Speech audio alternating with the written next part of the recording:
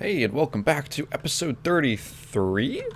33 of the Cellarcast. Apologies if my voice, if I'm like clearing my throat. I just ate chili, so you got that thing where your throat's all kind of phlegmy, kind of slimy, you know? Maybe somebody can make a beat out of that, I don't know.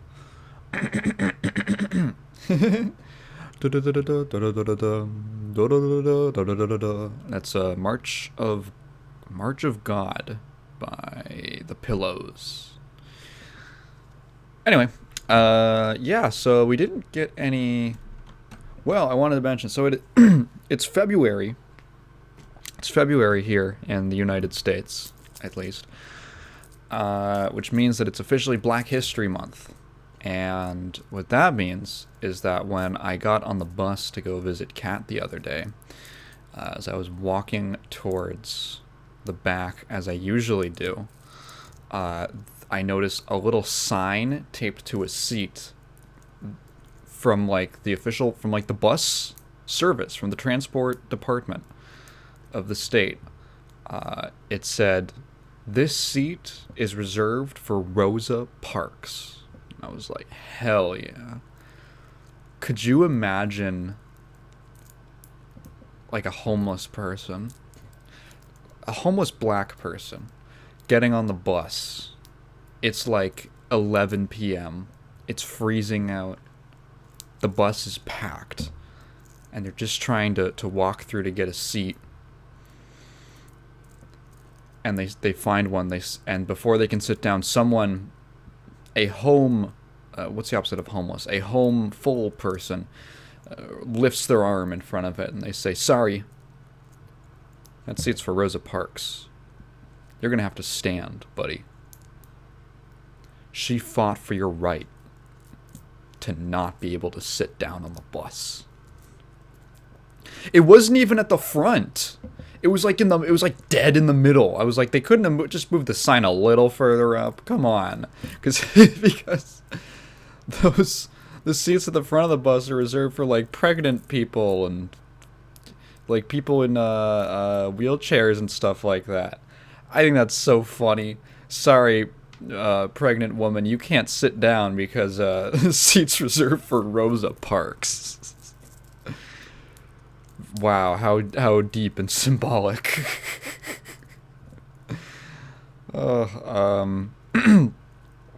Anyway, I thought that was amusing.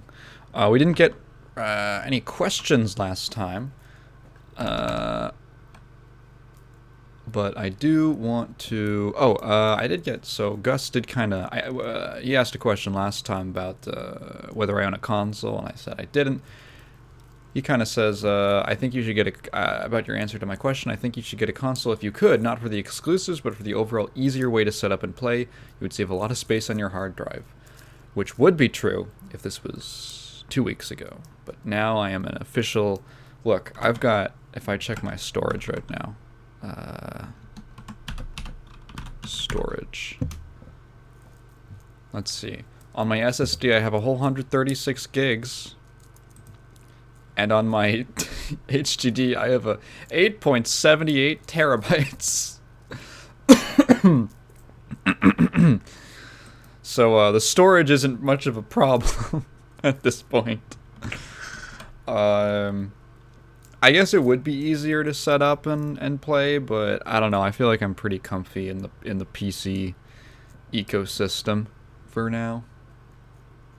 This is the part of the podcast where my brain's kind of slow because I need to get it heated up. I do want to mention, because this will probably go up. Yeah, well, this will go up before the 8th. If you care about copyright, we had a question last time. Actually, Lozy asked a question about why I don't monetize my higher viewed videos. And the response was that I can't because they're copyright claimed, so none of the money would even go to me, and there's probably already ads on them anyway.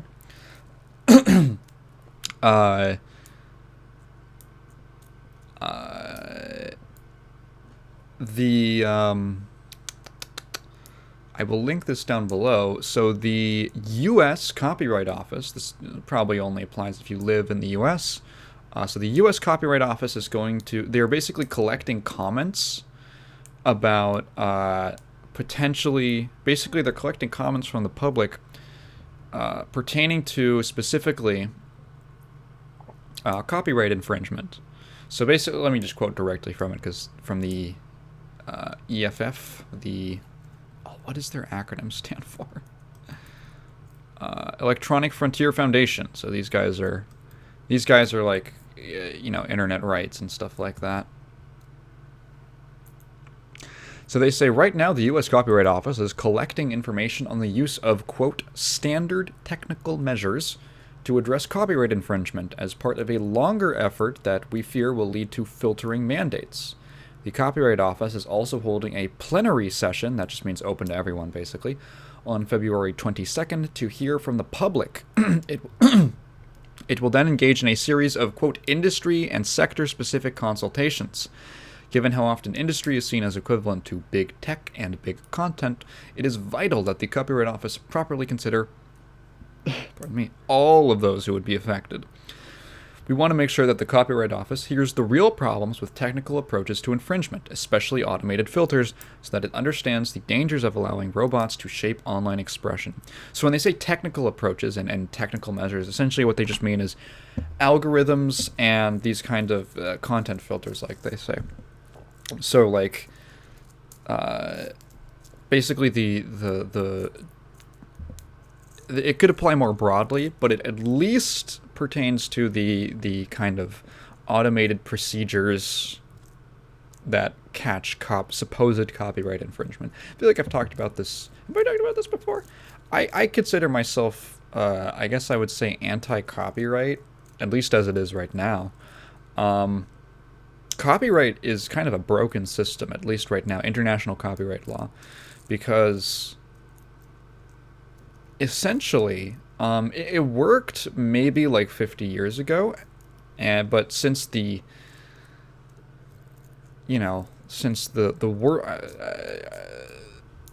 world of information sharing and creation and monetizing, and just it's so much easier, and it's such a different how do I say this?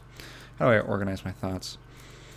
It's so much easier to be an entrepreneur now and like do creative things without having to go through, like, when all this stuff was handled by like lawyers and stuff, by big companies that could afford lawyers to like consult through all this and make agreements that they could do a thing. It was very different, and it probably worked out fine, but the world is very different now. The world is changing, and it just kind of doesn't work. More often than not, copyright actually, paradoxically, the defense for copyright is that it helps smaller, independent creators not get stolen from, right? That's what you would imagine. But actually, it doesn't do that at all, because actually suing someone over copyright infringement is really expensive and kind of out of most people's means. And if you're on the internet, I mean, how many accounts are there just online that just blatantly repost other people's artwork? Like, there's so many people doing it that it's so easy now, too. It's so easy to do it, and so easy to gain traction on just stealing people's artwork, for instance, that, like, the copyright is completely... It's completely pointless, because there's so many people, and an individual or even a small team only has so much time and energy and resources to do it. And then if you hit them with a copyright claim or something like that, if you get any traction on it, on trying to take it down, that person is probably just going to nuke their account or all traces of it, and just start doing it again. And it's impossible to get all these bloodsuckers away. Copyright law doesn't... Ironically, the only people that copyright law really helps... I mean, I'm sure that there's scenarios where smaller creators are able to file successful copyright claims on either, people who are just leeching from them or even larger companies. But for the most part, it really only helps big corporations that can actually afford to throw some muscle around in the legal space, like Nintendo, for instance. Actually, I got a comment, I think also from Lozy, on my last video, because I used 15 seconds of Yoshi's Island music. And, ooh, nice crack. I used 15 seconds of Yoshi's Island music, and he said something like, oh, watch out, the Nintendo isn't going to like that. It's like the only Nintendo song I used in the video. Because if you don't know, there was a very prolific video game OST uploader named Gilvasunner, whose entire channel's been nuked. And potentially... so the story was that it was done by Nintendo, and everyone was like, oh my god, Nintendo. Now there's some evidence to suggest that actually it wasn't Nintendo and was in fact someone impersonating Nintendo. It's a very bizarre story and we don't know all the details yet, but there's evidence to suggest that the way, like, the corporation, supposedly, or the party who filed the claims, it didn't line up with other examples where it was for sure Nintendo that filed a claim. So really weird. And it, again, I mean, copyright is so easily abusable on YouTube. That's in the case of like manually striking people's content. Let me tell you a funny story. So the first thing I ever did on this channel was a live stream series of Silent Hill. And the first stream, so, I boot the game up and I watch the intro, and then I get a copyright claim as soon as I finished streaming. And I'm like, what? What could have possibly gotten claimed in just a stream of me playing Silent Hill 1? It was an automated claim from someone who had made a remix of the Silent Hill theme. I can't remember it right now. I'm thinking of a different song. But the opening song of Silent... Oh, yeah. Like that one. Had sampled that in a remix. Someone had sampled that theme in a remix, and uploaded it, copyrighted it, and then my stream of the game, which included the original song that he sampled, and I'm sure he sampled it without asking, got claimed. Which is insane. It's ridiculous, and honestly, it still kind of upsets me a little, just for the sheer principle of it. It's so easily abusable. And I mean, there's you can find countless cases of people who were falsely copyright claimed by people who didn't even own the original thing, the supposed, material that was infringed upon.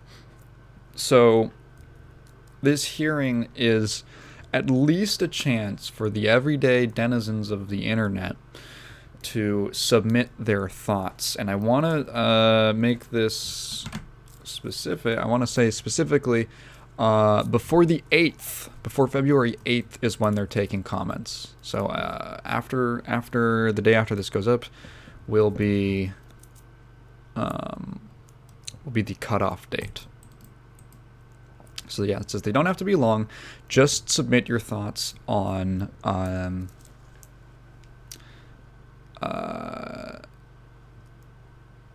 what the heck am I talking about? You submit your thoughts on copyright infringement, specifically, try and keep it specific about these automated bots and filters, these copyright bots. Even any potential experiences that you've had, or creators that you're big fans of have had. So let's see.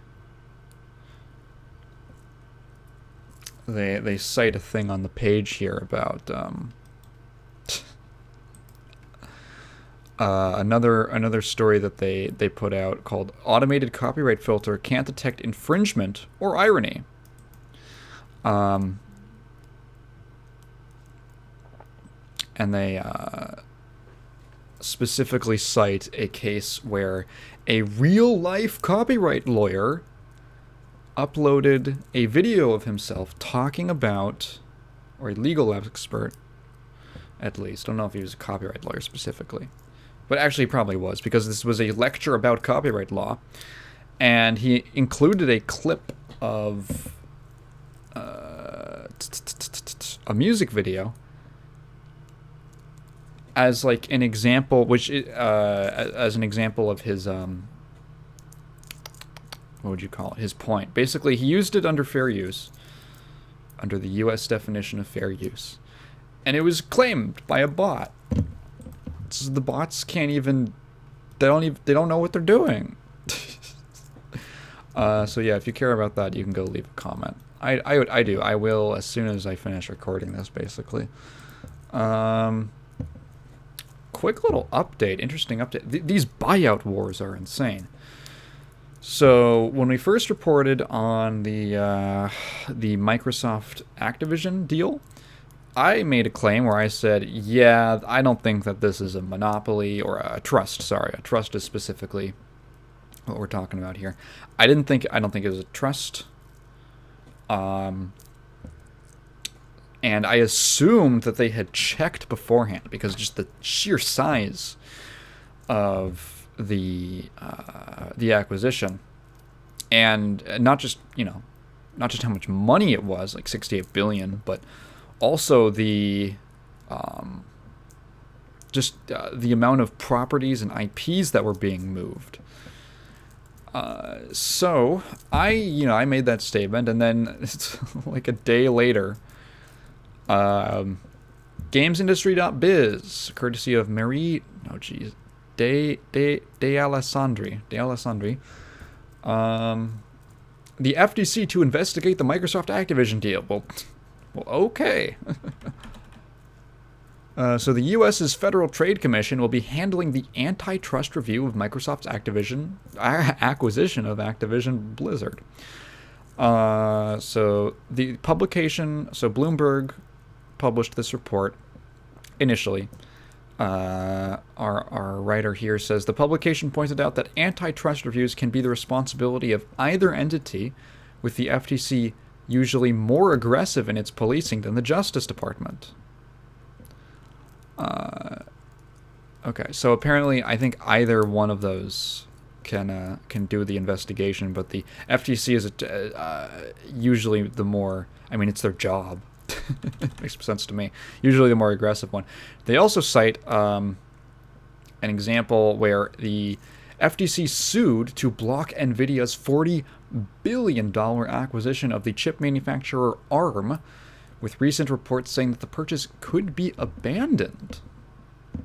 A couple of weeks ago, the Justice Department and the FTC announced joint plans to revisit merger guidelines, as there has been a surge in M&As over the last few years. M&As is, the A stands for acquisition. I have to double check. M&A. Mergers and acquisitions. Great. Okay. That's exactly what that was what I was guessing. I didn't want to make a statement. Didn't want to make a claim. I didn't want to seem stupid on this podcast. It's the last thing I would do. So yeah, they're basically noticing that we are, the big tech capitalist machine, the big tech, big content, big entertainment machine is going full speed ahead. Everyone's going to own everything except for you. And they're like, hey, there's a lot of acquisitions and mergers going on. We might want to look at what our rules are over there. This is interesting. It's going to take a minute for them to actually get anywhere. They have a whole year before the merger closes, right? So they're going to do an investigation to see how does this actually harm competition. If I had to put my money on it, I would say probably not. It's obviously risky, and it's something that just for good faith you should investigate. but I don't know if it will pass the bar, I guess. I don't know if it'll count quite as a trust. It's very, I think I said it, last time, but the games industry is extremely competitive. It's an extremely competitive industry with one of the most developed independent scenes of any entertainment medium ever right now. It's going to be very difficult, I think, to definitively prove. Like, it's just hard. It's hard to take the competition out of this industry. It's hard to do that because there's so many avenues to find success. I mean, it feels like every year or two, like one of the biggest games of the year is something made by like 3 people or 1 person. It's hard to definitively say that it's hurting competition when, like, Undertale exists or something like that. Undertale was a while ago, but I mean, all I'm saying is that it's a difficult argument to make for sure. Maybe you could, and maybe there's some stuff I'm just not aware about because I'm no business expert. I'm just a guy. But mayhaps, mayhaps I'd be very interested. And that leads me directly into our next story, as if in response, Sony bought Bungie for $3.6 billion. And now I heard some things about, like, well, maybe Microsoft and Sony. Okay, what am I talking about?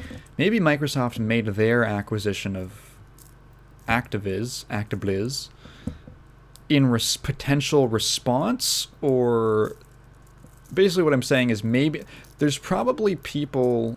So when this Bungie deal happened, there were probably people at Microsoft who knew. They probably knew what Microsoft was going on, and Sony probably knew that Microsoft was going for ActiBliz. I mean, these people talk. I mean, in fact, Bungie was. This is pretty funny. This is kind of it's funny how life is. Bungie, once the developer that made the Xbox would not exist today without Halo, is now owned by Sony, their biggest competitor. So, like, oh damn.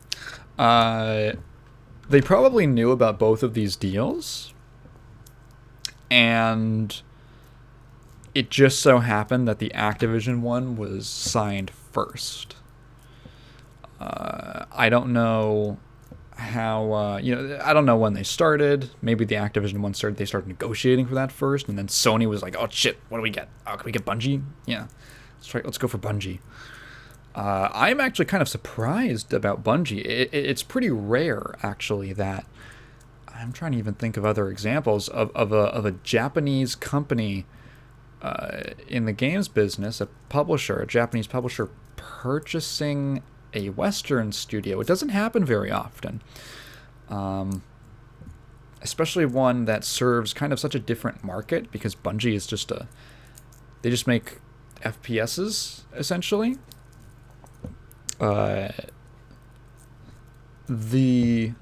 Which isn't a huge Japanese market. So I'd be interested to know, like, I mean, Destiny 2, I'm pretty sure it's got to be coming to the end of its run sometime soon. And are they going to do a Destiny 3? Who knows? Is it coming to the end of it? I feel like that game's been out forever. When did Destiny 2 come out? 2017. Okay, well, it's been out for 17, 18, 19, 20, 21. It's been out for 6 years. Okay. Tigan doing math. When was the first game put out? 2014. So the first game lasted about 3 years, and the 2 has lasted quite a bit longer.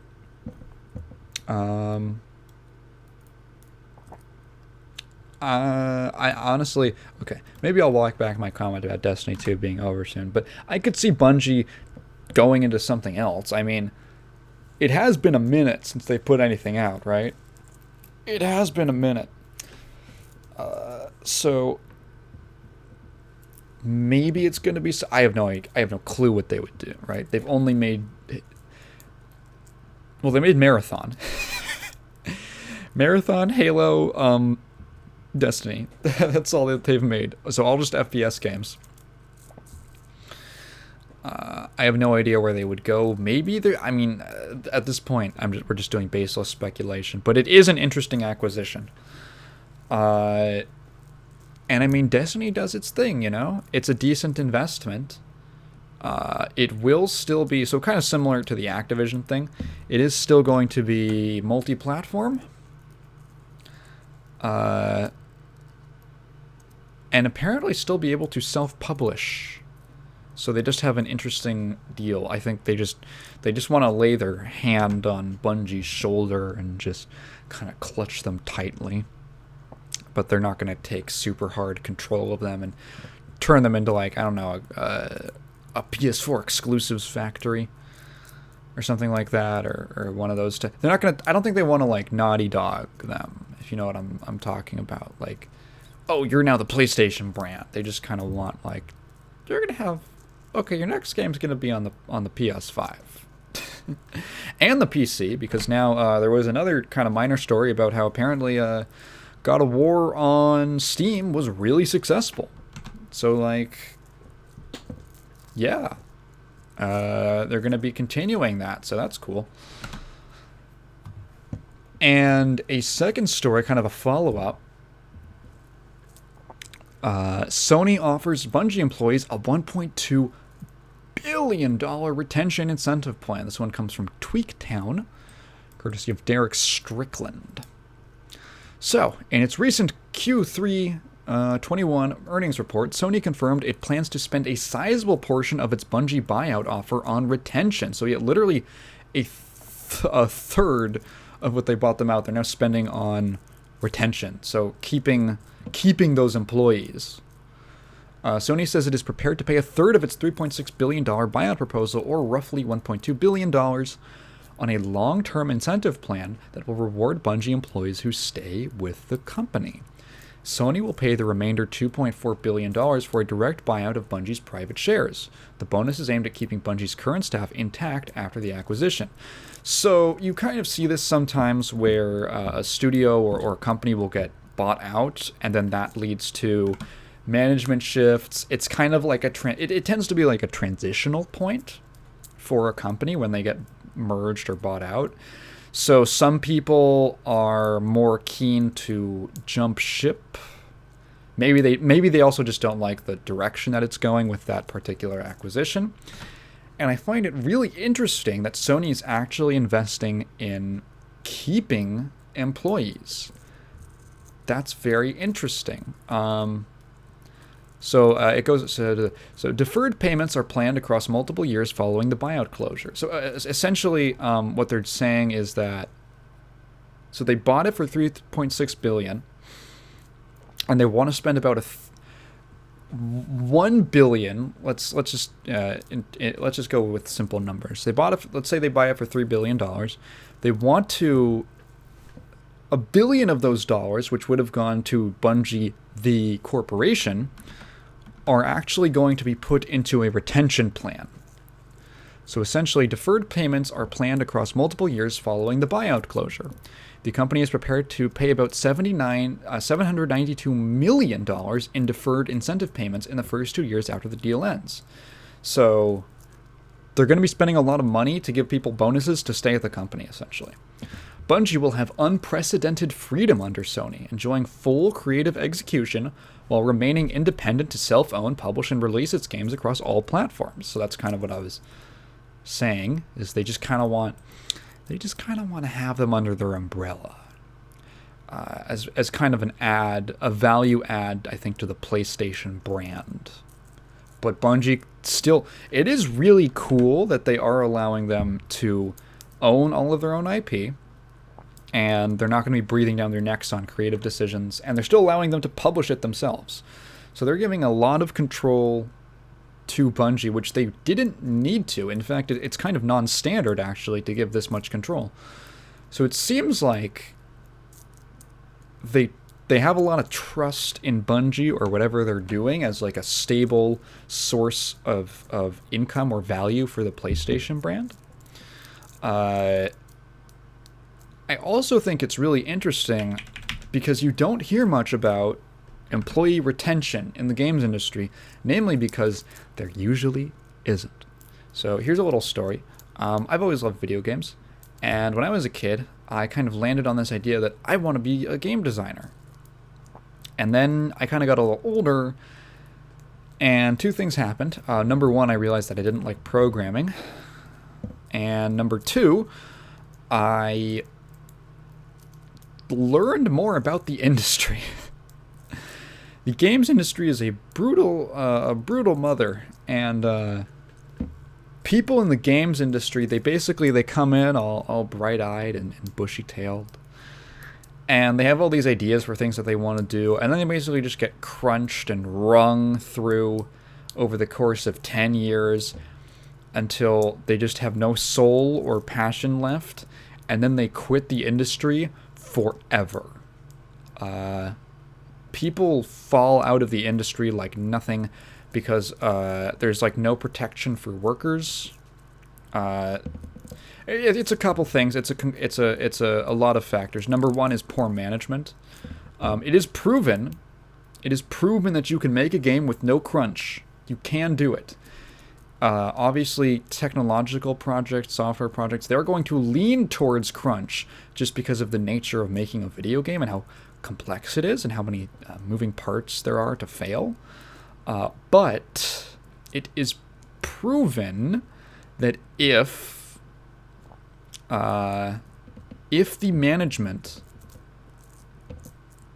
just makes a concerted effort to avoid crunch, you can avoid it almost entirely entirely. No question about it. You can completely avoid crunch if you're just on your game and you're doing your job as a manager. But most don't do that. There's a lack of competent leadership and management in the games industry, and that leads to these projects that have way overinflated budgets, that spend way too much time in pre-production, that have to... Basically what happened to Cyberpunk, they just have to scramble to get the project finished, and people end up working 80, 100-hour work weeks and sleeping at the office and literally not going home for 3 months because they're just sitting at their desk making a fucking video game. And it's awful, and people have intense breakdowns, and it's horrible for people. And that's why the games industry, one of the reasons, has such a huge dropout rate, just because of this.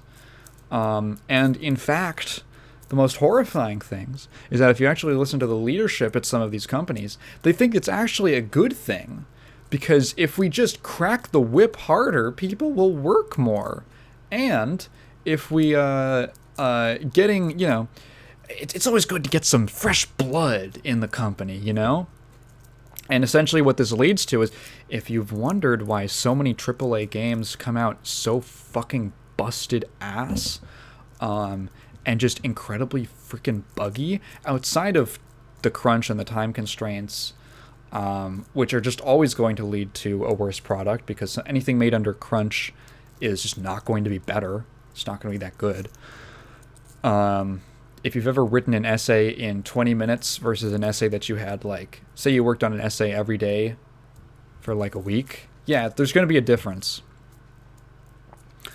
What the heck was I talking about? But if you... What was I talking about? I completely got off topic. Completely lost my train of thought. If I was talking about why games come out busted. A lot of big studios have this problem where people start turning over and they have to hire new people. And in the worst situation, you end up with the Ubisoft Singapore office where they're trying to make that nightmarish Skull and Bones game that just it's hell. It's like gonna be the new Duke Nukem Forever. I'm convinced of it. Where in that case, someone said it was the only time that they've been on. It was the only project they've been on where over time the team got progressively younger. They had less experience as they went on because the people who were there would just keep quitting and turning over and going to other companies, other departments at Ubisoft, other studios at Ubisoft, and the like, and they would just hire people. The game has just increasingly gotten more junior in its experience because people keep leaving and they have to bring in new people who don't know what the fuck is going on. Also, they have a horrible sexual harassment case going on there. That's cool. Very cool, guys. And a lot of these, I don't know how many, and I'm sure not every project is that bad, but you do have a scenario in the games industry where a decent amount of the time, the teams that are working on these games that come out incredibly buggy don't have a lot of experience because all of the people, like, imagine, like, okay, if you get a job at, like, a lot of places, right, you'll come in and there's people who have been there for, like, there's all range of experience levels of how long people have been there. And the people who have been there the longest kind of like, okay, we're in the leadership roles, we're kind of like taking charge, we're showing the newer people the ropes, we're making, we're directing things. And essentially what you have is generational talent. You are building up generational talent of people who've worked there. They've worked with this team, they've worked with this company and their production style, on their production schedule. They've worked with the technology, the hardware, the engine, the tools, what have you. And they know what they're doing, and that knowledge, that built-in knowledge it facilitates the other people to actually do a good job and to then teach those people and get them to that senior position, right? To the not senior like a literal position, but like your level of expertise, right? And there's a lot of studios that don't have that because people keep fucking quitting because the work environments are so bad. And then guess what? Your game comes out fucked. This happens a lot. So I think it's very interesting that Sony is actually putting money into keeping employees and giving them, basically allowing them to continue working how they have been. I don't know if Bungie's pipeline is good or if they have absurd amounts of crunch or anything like that. I hope that they don't. I hope that at this point they've figured that out. But assuming that it's all good and that they have a stable working environment, no one's getting, no one's stealing breast milk, no one's threatening to kill their secretary, all these things, that this is only good for them.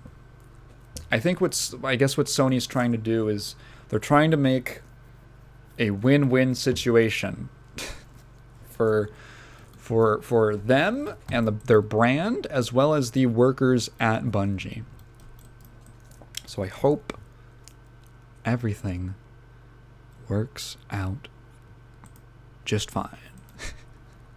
There was a story that I kind of wanted to talk about from actually late last month that I kind of forgot about. Sega is leaving the arcade business forever. It's selling all of their remaining arcades.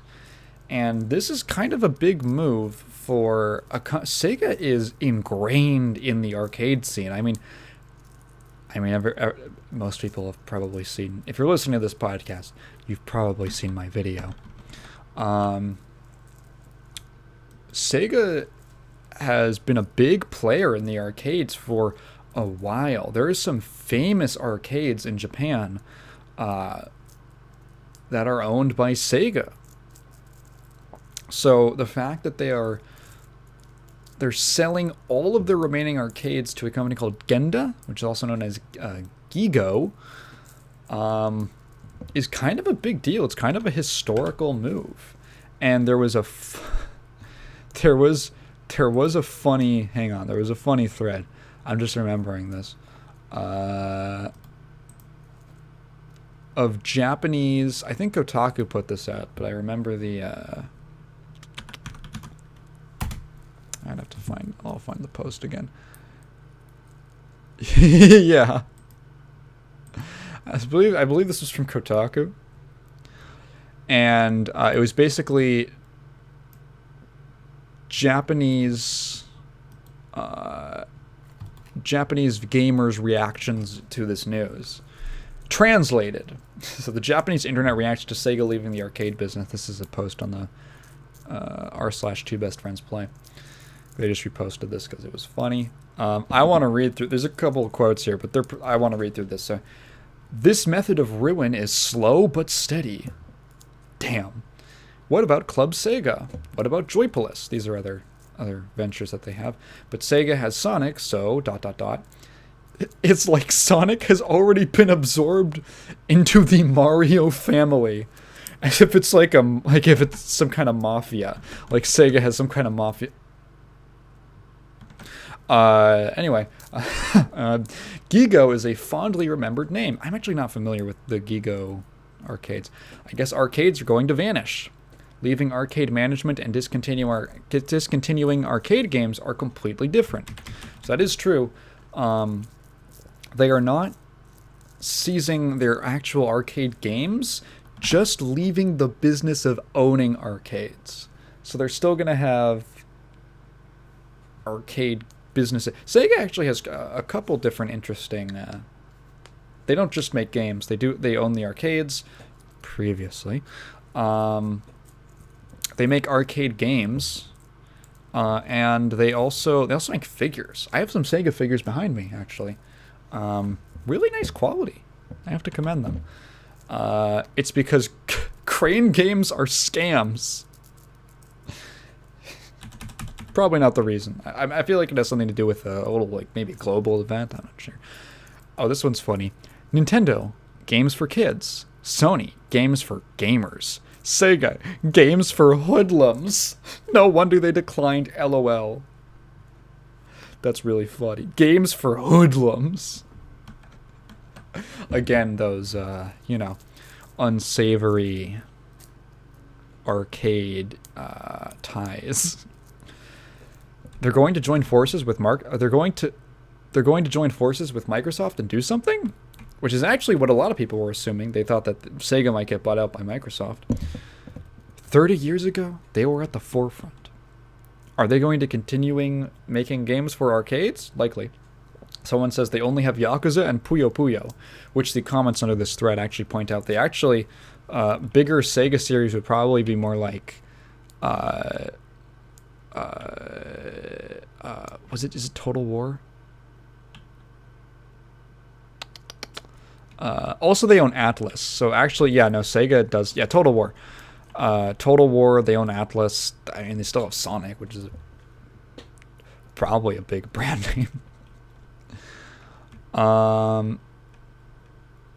Let's see. Back where I was. After they sold last year and just kept the name, it was already too late. This is just like how Hudson vanished. Because of COVID-19, arcades and pachinko parlors are the only segment in video games that are losers. Yeah, this is true. And it's especially ironic because Konami, our favorite company in the world, decided that it was going to basically ditch making video games and just go into pachinko, which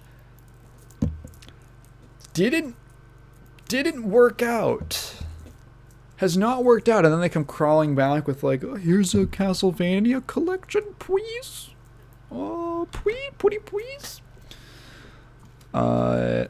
Sega's four pillars are Yakuza, Takuya Kimura, Persona, and Hatsune Miku. That's funny. Segata Sanshiro, help! That's a good one. Let's see. Sega is Sonic's company, right? Yeah, I guess, bud. Watch as they merge with Bandai Namco. Now that's an interesting... I could almost see that. Actually.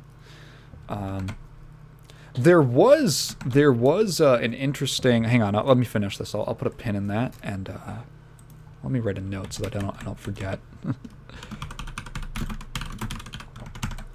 Sega was great back in the day. No matter how you look at this, it can't be helped that arcades are done.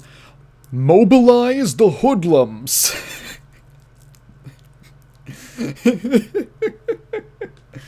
Mobilize the hoodlums.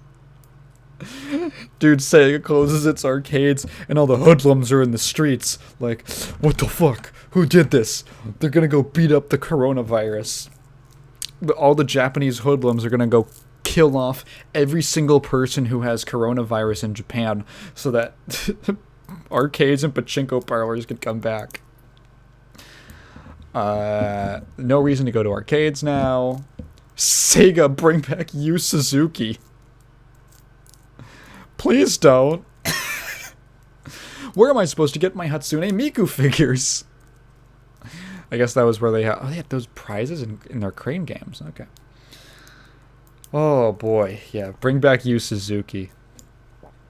Maybe not. He's the Shenmue guy, if you weren't familiar with.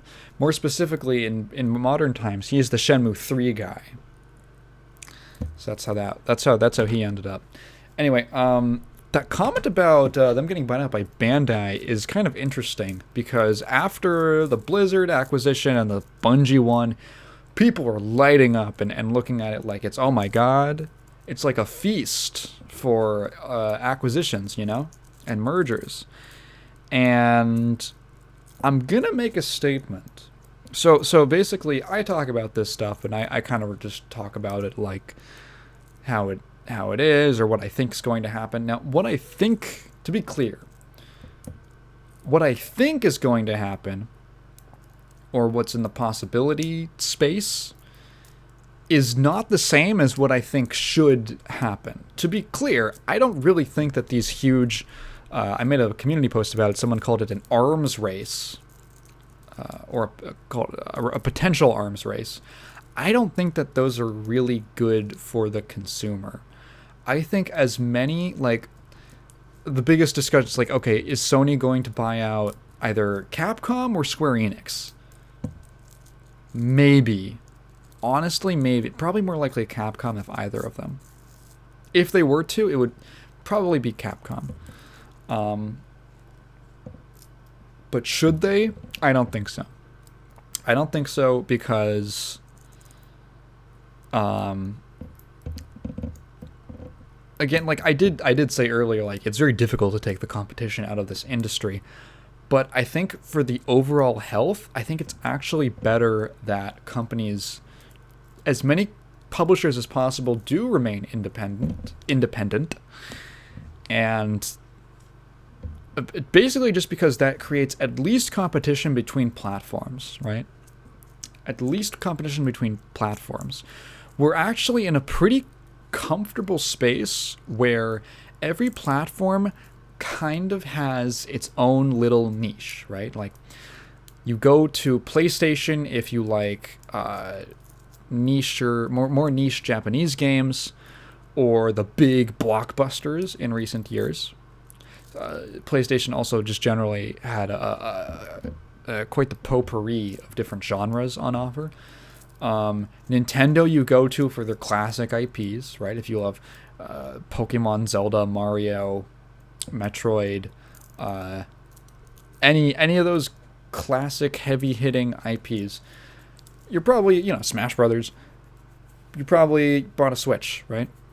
And then Microsoft, in recent years, have kind of drifted away. They used to be like, okay, well, they're the big American publisher, and they have a lot of the big American publishers, and they're for competitive shooters. They're for shooters.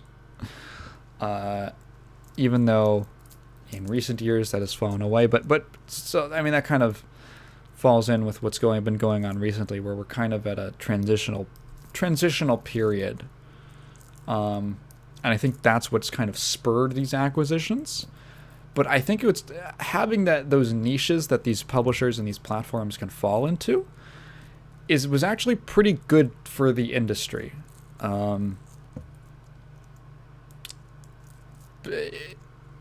Because it at least, you kind of want to strike this balance between there being enough competition for better games to be offered and the consumer not being forced to choose between platforms. Because, like, in an ideal world, everything would be on everything, and you wouldn't have to even worry about this thing not being on your console, right?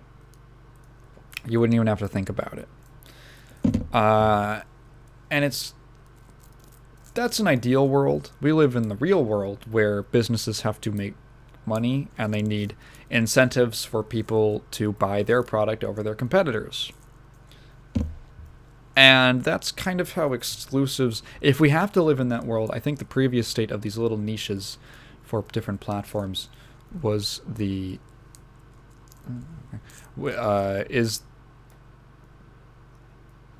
it's an okay compromise. It's a decent compromise, if you know what I'm talking about.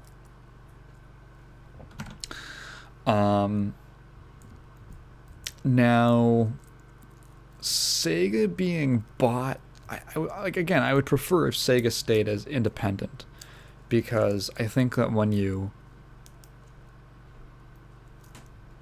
Sorry, there's people walking around outside my room, and it's distracting me. I'm on a roll, and then something distracts me, and then I just fall over. I think when you start buying up developers and studios and publishers, what it does, I think it segments, it kind of encrusts the industry a little too much, where you actually start minimizing the amount of choices that the consumer has for their dollar. Man, my brain's slowing down. I better not say something stupid. I can feel my brain slowing. I think it's the chili. It's getting to me. You want to minimize the amount of like tough choices, or not tough choices, but just, what the fuck am I talking about? I just said I didn't want to say stupid shit. Anyway, you don't want the consumer to have like three choices. You don't want to become like cable, is what I mean. You don't want to force the consumer into having to put up with, okay, well, if I want this, I have to get this platform. I need to, because there's no other option. That's what cable does, and that's what we were kind of towing the line of previously, but not quite there.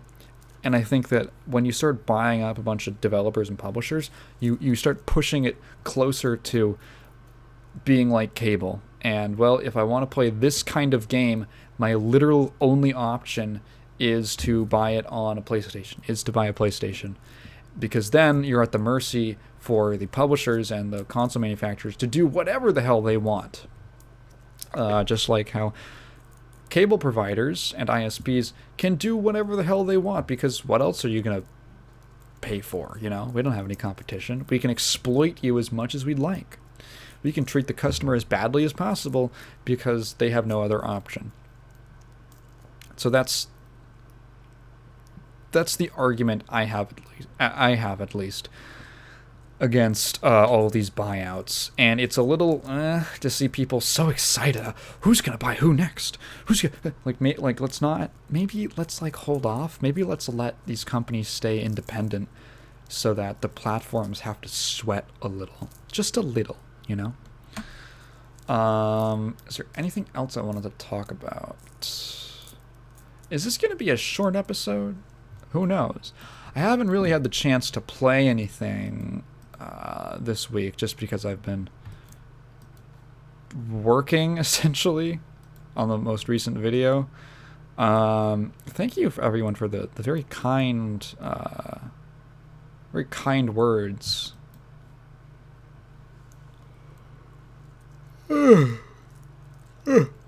The warm reception to the Die Hard Part 2. It's a series that I've been wanting to make for a while. The next video is probably going to be a departure. We're probably not going to stay on... We're going to take a break from Die Hard. Die Hard will probably last a few videos, if I'm going to be honest. Probably at least 2 more. And if not 3. But there's other stuff that I want to make in between, so it's not going to be back to back to back. So the next one is going to be out something different. And, yeah, I don't know, it's been nice. I made my first Patreon money, baby. $16.60.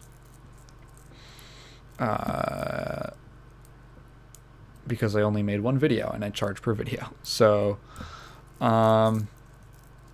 yeah, it's funny because I calculated it out, and I figured, like, with the amount of time... So, that was off of the first Die Hard video, because that was the one video that I was able to make in January.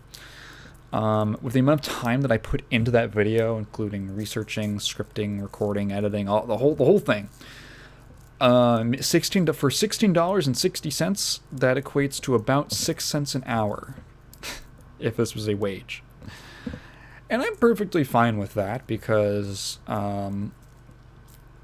it's just part of the process in my eyes. It's part of the process, and theoretically, you know, the more people who become my patrons who join my Patreon, the closer and closer that ratio gets until, you know, maybe I'm gonna make $1 an hour, guys. Maybe, and it's also different depending on the video. Some videos take way more time to make than others. So, like, maybe it's gonna be $1 an hour. Maybe I could make above minimum wage at some point. If we're saying that, you know, let's say every video takes 30 to 40 hours or something like that. This one actually took more. The last one took more than that.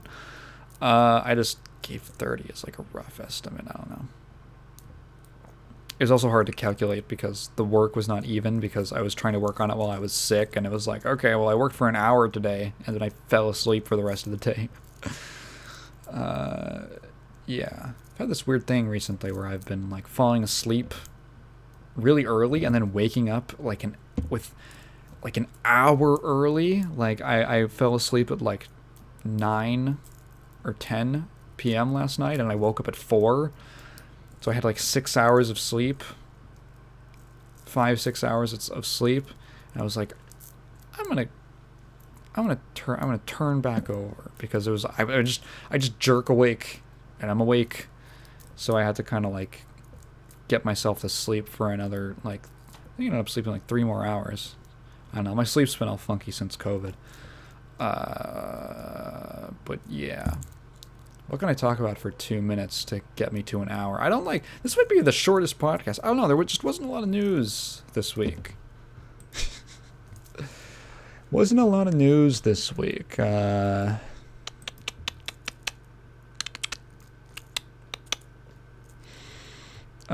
a lot of news and not a lot of stuff going on with me, you know. Sometimes the weeks just be like this. I was, you know, interested. It's funny, like, working on a video, and there's parts of the Die Hard story that are so insane that, like, when I read them, when I first discovered this while researching all this stuff, I was losing my mind. Like, the dog bit, like, you know what the dog bit was, right?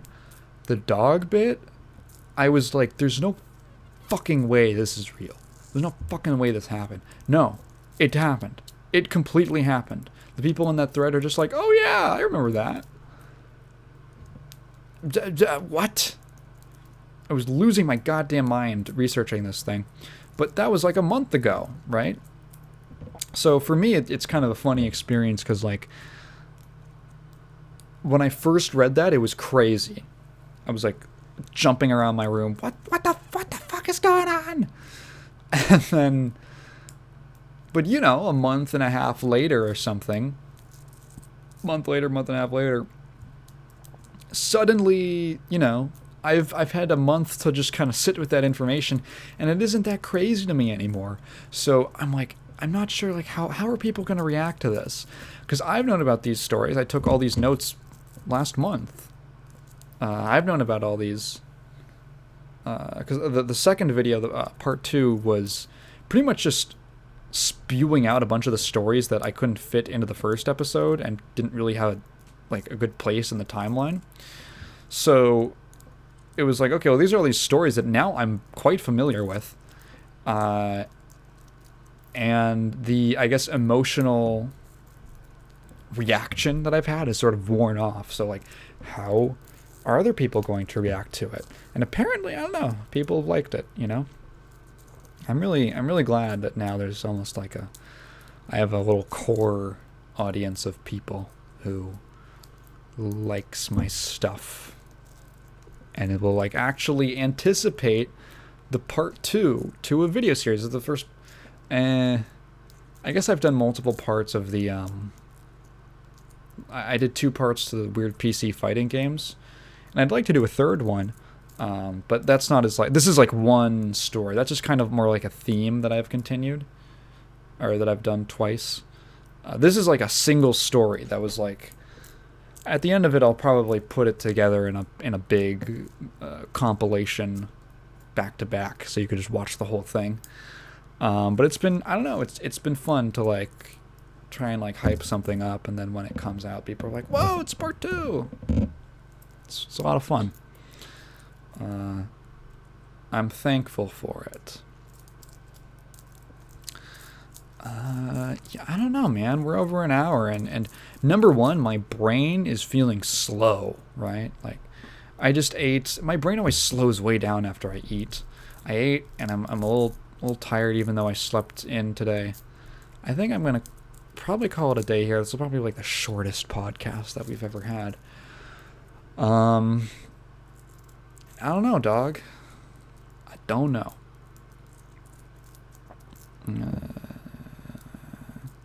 Yeah, so if you have, so, oh yeah, right, so remember to, if you care about copyright, to go check out the link in the description about the,